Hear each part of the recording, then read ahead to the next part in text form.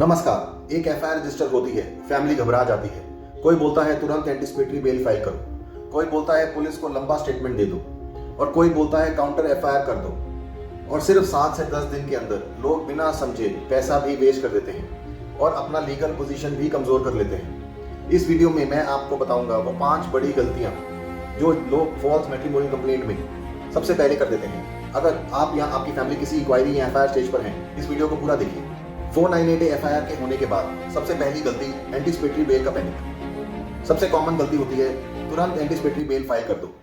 लोग ये नहीं समझते कि सुप्रीम कोर्ट के अरनेश कुमार जजमेंट के बाद 498A जैसे केसेस में ऑटोमेटिक अरेस्ट अलाउड नहीं है। इसका मतलब ये है कि हर एफआईआर एंटीसिपेटरी बेल मैंडेटरी नहीं होती। बिना अरेस्ट का रियल थ्रेट समझे बेल फाइल करना टाइम और मनी का वेस्ट हो सकता है। एंटीसिपेटरी बेल एक प्रोटेक्टिव रेमेडी है, रूटीन स्टेप नहीं।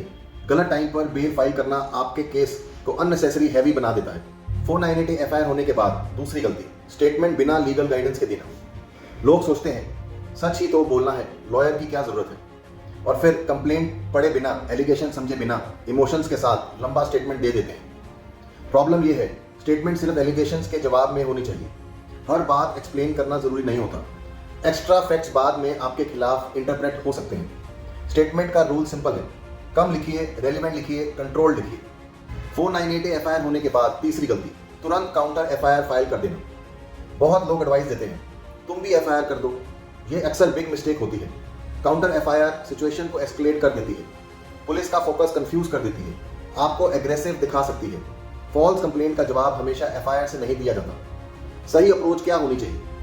जो इफेक्टिव होता है वो होता है काउंटर कंप्लेंट। हायर अथॉरिटीज के पास प्रॉपर डॉक्यूमेंटेशन के साथ काउंटर कंप्लेंट का पर्पस होता है एलिगेशंस की फॉल्सिटी दिखाना, मिसयूज को रिकॉर्ड पर लाना, पुलिस इंक्वायरी को बैलेंस में लाना। यह एक स्ट्रेटेजिक स्टेप होता है, इमोशनल रिएक्शन नहीं। एफआईआर होने के बाद चौथी गलती वेग काउंटर कंप्लेंट। बहुत लोग काउंटर कंप्लेंट लिखते हैं जनरल लैंग्वेज में, इमोशंस के साथ, बिना एलिगेशन वाइज रिब्यूटल के। ये इफेक्टिव नहीं होता। स्ट्रॉन्ग काउंटर कंप्लेंट के हर एलिगेशंस का क्लियर रिब्यूटल, डेट्स, फैक्ट्स, कंडक्ट के साथ, बिना अब्यूसिव या इमोशनल लैंग्वेज के। एफआईआर होने के बाद पांचवी गलती आरटीआई फॉलोअप ना करना। लोग कंप्लेंट दे देते हैं और फिर वेट करते रहते हैं। आरटीआई फॉलोअप पुलिस अथॉरिटीज पर प्रेशर क्रिएट करता है, फाइल को मूवमेंट में लाता है, इंक्वायरी को अकाउंटेबल बनाता है।